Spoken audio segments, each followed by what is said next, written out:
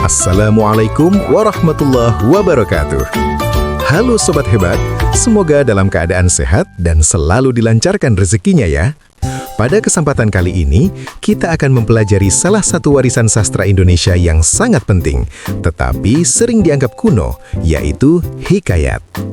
Coba renungkan pertanyaan ini. Mengapa orang zaman dahulu menceritakan kisah Raja Sakti, ikan yang bisa berbicara, atau pulau yang muncul dari laut? Apakah mereka tidak tahu logika? Ataukah justru mereka sedang menyampaikan pesan besar dengan cara simbolik? Di video ini, kita akan membahas hikayat secara lengkap dan mendalam, mulai dari pengertian hikayat, ciri-ciri hikayat, struktur cerita hikayat, perbedaannya dengan cerpen, kaidah kebahasaan, contoh hikayat lengkap dengan pembahasan, nilai-nilai kehidupan di dalamnya, sampai bagaimana hikayat bisa diubah menjadi video gerak henti atau stop motion dan media kreatif lainnya. Siapkan waktu dan konsentrasi, mari kita mulai menyusuri kisah lintas zaman. Bagian 1. Pengertian hikayat. Kata hikayat berasal dari bahasa Arab, haka, yang berarti menceritakan atau mewartakan. Secara sederhana, hikayat adalah karya sastra lama Melayu yang berbentuk prosa naratif. Artinya, hikayat adalah cerita yang ditulis dalam bentuk paragraf, bukan puisi atau syair. Hikayat berkembang pada masa kerajaan Hindu-Buddha, kerajaan Islam, dan masyarakat Melayu lama. Isi hikayat umumnya bersifat rekaan atau imajinatif, berlatar kerajaan atau dunia gaib. Tokohnya memiliki kesaktian luar biasa. Pada masa lalu, hikayat dibacakan secara lisan sebagai hiburan masyarakat, pelipur lara, penguat semangat hidup, sekaligus sarana pendidikan moral. Ingat ya, hikayat berbeda dengan cerpen. Jika cerpen adalah cerita pendek yang dekat dengan kehidupan sehari-hari, maka hikayat adalah cerita panjang tentang dunia yang luar biasa. Bagian 2. Ciri-ciri hikayat. Agar tidak tertukar dengan cerpen atau dongeng, hikayat memiliki ciri khas berikut. 1. Berlatar kerajaan atau istana sentris. Tokohnya sering raja, pangeran, putri, bangsawan, atau makhluk kayangan. Contoh, dalam hikayat Si Miskin, tokoh utama awalnya hidup sengsara, tetapi ternyata berasal dari kalangan raja kayangan.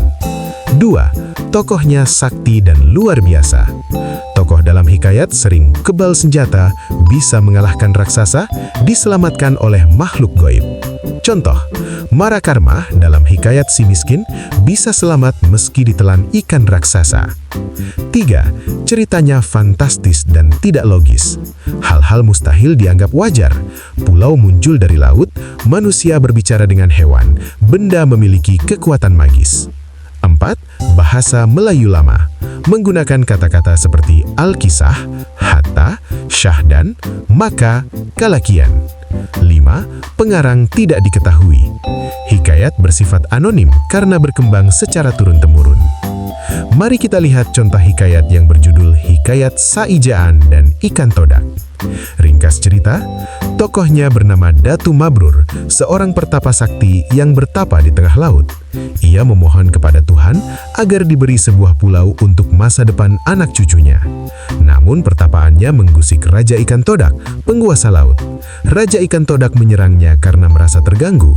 Terjadi konflik, tetapi Datu Mabrur tidak marah. Tidak membalas dendam, justru menolong Raja Ikan Todak yang terluka setelah kalah bertarung. Mereka pun membuat perjanjian saijaan, artinya seiring sejalan, saling membantu, rukun dan mufakat. Akhirnya, dengan kerjasama seluruh ikan laut, sebuah pulau muncul dari dasar samudra yang kelak disebut Pulau Laut. Bagian 3. Struktur cerita hikayat. Struktur hikayat terdiri atas 1. Orientasi, pengenalan tokoh, latar, dan keadaan awal cerita. Contoh, Alkisah, ada seorang datu bernama Datu Mabrur yang bertapa di tengah laut. 2. Komplikasi, munculnya masalah atau konflik, seperti tokoh diusir, dikutuk, diserang, atau kehilangan keluarga. Contoh, Raja Ikan Todak merasa wilayahnya terganggu dan menyerang Datu Mabrur. 3. Klimaks, puncak konflik, bagian paling menegangkan.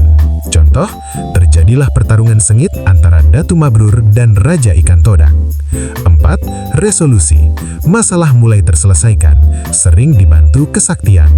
Contoh, setelah dikalahkan, Raja Ikan Todak meminta perdamaian dan memberi bantuan. 5. Koda, penutup cerita dan pesan moral. Amanat umum hikayat, kesabaran, ketulusan dan doa tidak akan mengkhianati hasil. Contoh, kerjasama manusia dan ikan menciptakan daratan baru. Bagian 4. Perbedaan hikayat dan cerpen. Hikayat menceritakan kerajaan dan kesaktian. Cerpen menceritakan kehidupan sehari-hari. Aspek hikayat cerpen. Zaman, sastra lama, sastra modern. Tokoh, raja makhluk sakti. Orang biasa. Alur, panjang kompleks. Singkat. Bahasa, Melayu lama, bahasa modern. Logika, fantastis, realistis. Sudut pandang, orang ketiga, bebas. Berbeda dengan cerpen, tokoh dalam hikayat juga menunjukkan perbedaan kasta yang sangat jelas. Raja, bangsawan, rakyat biasa, hingga makhluk gaib memiliki posisi masing-masing dalam cerita. Konflik yang muncul pun sering berkaitan dengan perebutan kekuasaan, perselisihan antar kerajaan, atau ujian hidup yang hanya bisa diselesaikan dengan kekuatan ajaib. Sementara itu, cerpen lebih dekat dengan kehidupan sehari-hari. Tokohnya bisa siapa saja, pelajar, ibu rumah tangga, buruh, atau anak sekolah. Konfliknya pun lebih sederhana dan realistis, seperti konflik batin, hubungan keluarga, persahabatan, atau penyesalan hidup. Alur dan sudut pandang cerita. Hikayat umumnya menggunakan alur maju, artinya cerita bergerak lurus dari awal hingga akhir. Bahkan beberapa hikayat menggunakan alur berbingkai, yaitu di dalam satu cerita terdapat cerita lain sebagai sisipan. Sudut pandang hikayat biasanya menggunakan orang ketiga, yaitu pencerita yang berada di luar cerita. Sebaliknya, cerpen lebih bebas menggunakan sudut pandang orang pertama atau ketiga, sesuai dengan kebutuhan cerita. Bagian 5. Nilai-nilai dalam hikayat. Hikayat tidak hanya berfungsi sebagai hiburan, tetapi juga mengandung nilai-nilai kehidupan yang dapat dijadikan pelajaran. Nilai-nilai tersebut antara lain, nilai pendidikan, yaitu semangat untuk terus berusaha dan belajar, nilai religius yang berkaitan dengan keimanan, doa, dan rasa syukur kepada Tuhan, nilai moral seperti kejujuran, tanggung jawab, dan berpikir untuk masa depan, nilai sosial yaitu kerjasama, tolong-menolong, dan hidup rukun dalam masyarakat. Contohnya dapat kita lihat dalam kisah hikayat Saijan dan Ikan Todak. Datu Mabrur digambarkan sebagai sosok yang sabar, religius, dan tidak mementingkan diri sendiri. Ia bertapa demi masa depan keturunannya, bukan untuk kekayaan pribadi. Sementara kerjasama antara manusia dan ikan todak mencerminkan pentingnya persatuan dan mufakat. Bagian 6. Kaidah kebahasaan hikayat. Hikayat dan cerpen juga memiliki ciri khas dalam penggunaan bahasa. Salah satu yang paling menonjol adalah konjungsi waktu. Hikayat sering menggunakan kata-kata lama atau arkais, seperti Alkisah, Hatta, Syahdan, Kalakian, Maka.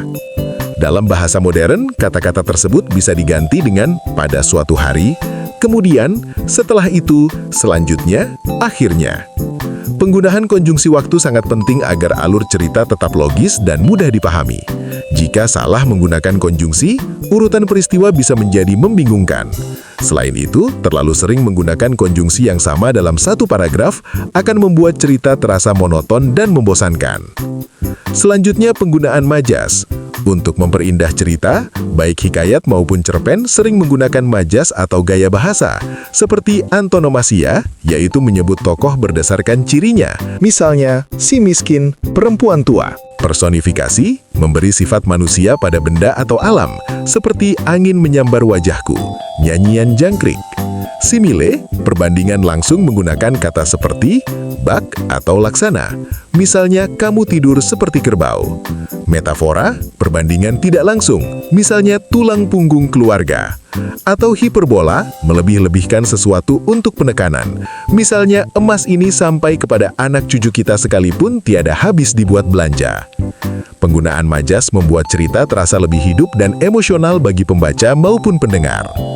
Bagian 7. Contoh hikayat. Ini contoh hikayat berjudul Si Miskin. Hikayat si miskin menceritakan sepasang suami istri yang hidup sangat miskin di negeri Anta Branta, hingga memiliki seorang anak bernama Marakarma yang kelak akan mengubah nasib keluarganya menjadi kaya dan berkuasa. Keberhasilan itu menimbulkan iri hati Maharaja Indradewa, yang kemudian berusaha mencelakakan Marakarma dan keluarganya. Marakarma mengalami berbagai penderitaan seperti difitnah, dibuang ke laut, dan terpisah dari saudaranya. Namun ia tetap tabah dan berbuat baik. Berkat kesabaran dan pertolongan dewa, Marakarma akhirnya mampu memakmurkan kembali kerajaan, mengalahkan Maharaja Indradewa, dan menjadi Sultan Mercunegara sehingga rakyat hidup sejahtera. Dalam cerita hikayat semiskin mengandung nilai-nilai yaitu nilai moral. Nilai moral berkaitan dengan ajaran tentang baik dan buruk perilaku manusia. Contoh dalam hikayat, Maharaja Indradewa bersifat dengki, iri, dan kejam karena tidak senang melihat si miskin menjadi kaya. Marakarma tetap tabah dan tidak membalas kejahatan dengan kejahatan. Marakarma memohon kepada dewa dengan niat baik untuk kemakmuran negeri. Nilai moral yang terkandung, kesabaran dan ketabahan akan membawa kebaikan. Kedengkian dan kejahatan akan berujung pada kebinasaan. Kebaikan hati akan dibalas dengan kebahagiaan. Nilai sosial. Nilai sosial berhubungan dengan hubungan antar individu dalam kehidupan bermasyarakat. Contoh dalam hikayat, si miskin dan istrinya hidup sangat sederhana dan saling mendukung. Nenek Kebayan menolong Marakarma ketika ia ditelantarkan. Marakarma dan Mayang Kesuma saling membantu menghadapi raksasa. Nilai sosial yang terkandung, tolong-menolong sesama manusia, kasih sayang dalam keluarga, kepedulian terhadap orang yang mengalami kesusahan. Nilai religius atau keagamaan. Nilai religius berkaitan dengan kepercayaan kepada Tuhan atau kekuatan ilahi. Contoh dalam hikayat, Marakarma memohon kepada dewa agar kerajaan kembali makmur. Permohonan tersebut dikabulkan oleh dewa. Nilai religius yang terkandung, manusia harus berdoa dan berserah diri kepada Tuhan. Tuhan akan menolong orang yang tulus dan berbuat baik. Kekuasaan tertinggi ada pada Tuhan, bukan pada manusia. Nilai budaya. Nilai budaya berkaitan dengan kebiasaan, kepercayaan, dan cara hidup masyarakat zaman dahulu. Contoh dalam hikayat, kepercayaan kepada dewa-dewa, sistem kerajaan, raja dan sultan, penggunaan bahasa klasik dan alur cerita khas hikayat. Nilai budaya yang terkandung, masyarakat tradisional hidup dalam sistem kerajaan. Cerita digunakan sebagai sarana pendidikan dan hiburan. Kepercayaan spiritual sangat kuat dalam kehidupan masyarakat lama. Nilai pendidikan. Nilai pendidikan berkaitan dengan pelajaran hidup yang dapat diambil oleh pembaca. Pelajaran yang dapat dipetik, jangan mudah putus asa meskipun hidup dalam kesulitan. Kejujuran dan kesabaran lebih berharga daripada kekuasaan. Kejahatan akan kalah oleh kebaikan. Nilai kepemimpinan.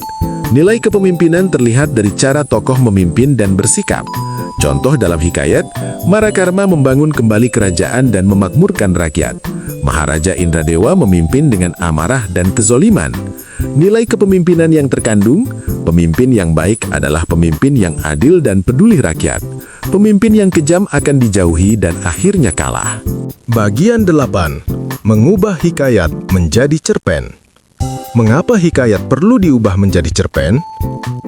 Hikayat adalah sastra lama, sedangkan cerpen adalah sastra modern. Mengubah hikayat menjadi cerpen bukan merusak cerita, tetapi 1. Menjembatani zaman.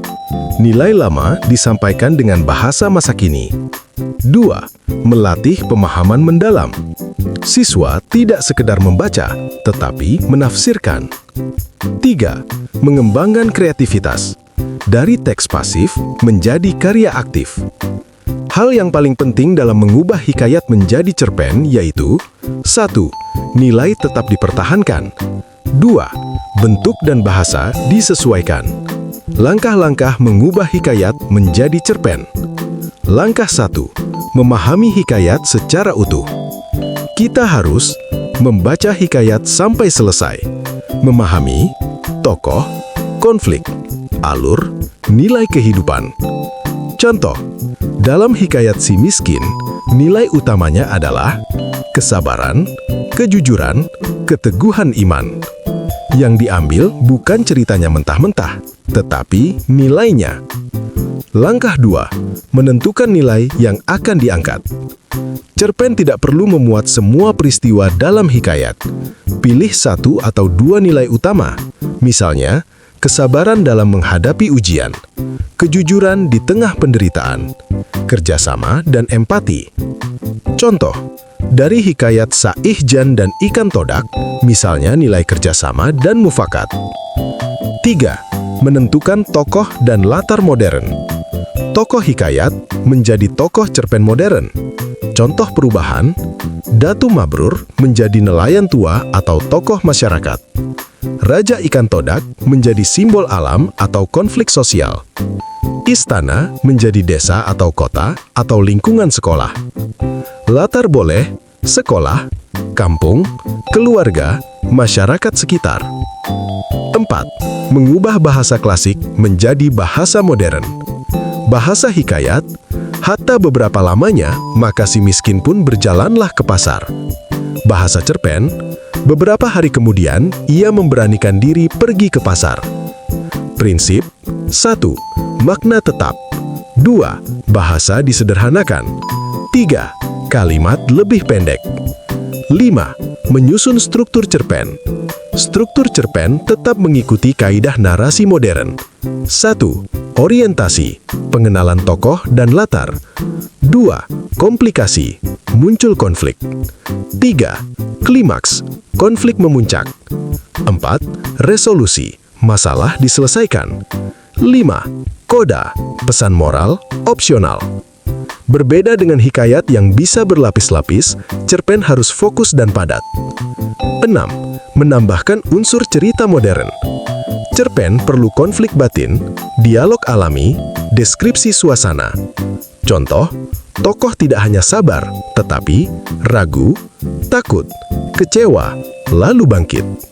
Contoh sederhana adaptasi, ilustratif.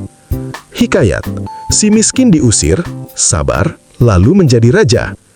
Cerpen, seorang buruh harian yang dihina, tetap jujur, akhirnya dipercaya, dan sukses. Nilainya sama, bentuknya berbeda. Bagian 9. Mempresentasikan cerpen melalui video gerak henti. Setelah mengubah hikayat menjadi cerpen, kita harus bisa menyajikannya dalam bentuk video gerak henti. A. Apa itu video gerak henti? Video gerak henti adalah teknik animasi dengan memotret objek sedikit demi sedikit, lalu menyusunnya menjadi video. B. Tujuan pembelajaran video gerak henti. Tujuan menyajikan video gerak henti untuk melatih 1. Pemahaman alur cerita. 2. Kreativitas visual. 3. Kerjasama. 4.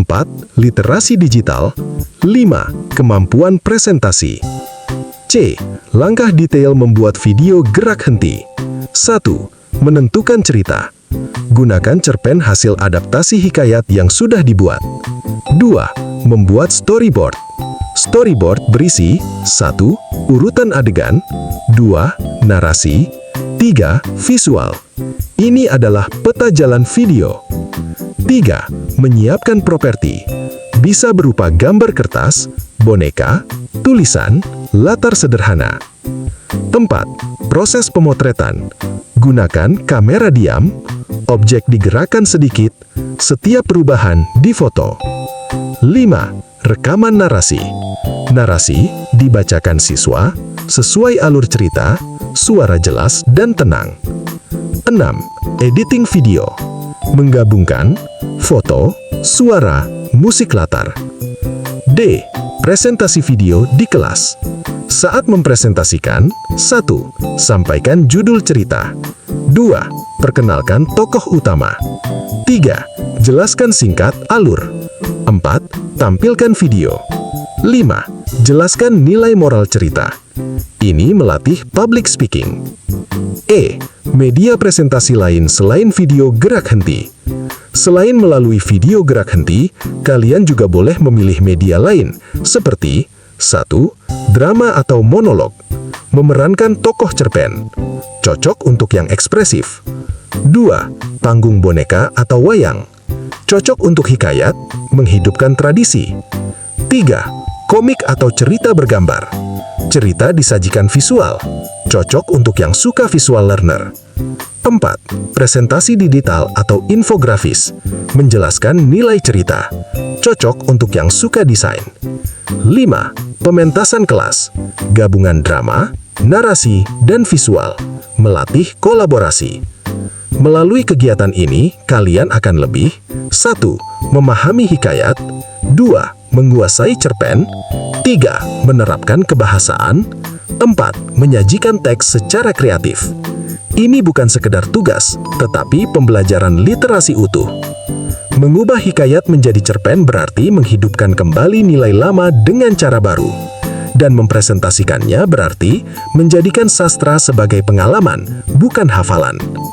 Jadi, sobat hebat, hikayat bukan cerita kuno. Ia adalah cara leluhur kita mengajarkan hidup. Dengan mempelajari hikayat, kita belajar sastra, belajar budaya, belajar nilai kehidupan. Terima kasih telah mengikuti pembelajaran ini. Semoga video ini bermanfaat. Tetap semangat, jangan lupa bahagia. Sampai jumpa di video berikutnya. Wassalamualaikum warahmatullahi wabarakatuh.